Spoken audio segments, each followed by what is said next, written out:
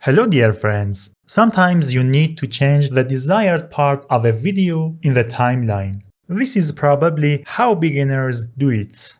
But there is an easy way to do it. Sleep edit.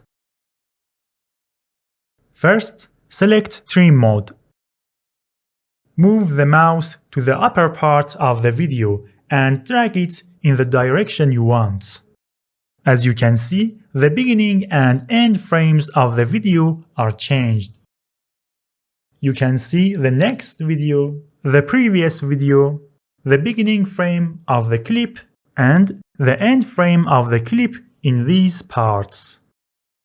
If you move the mouse to the lower part of the clip, the opposite will happen.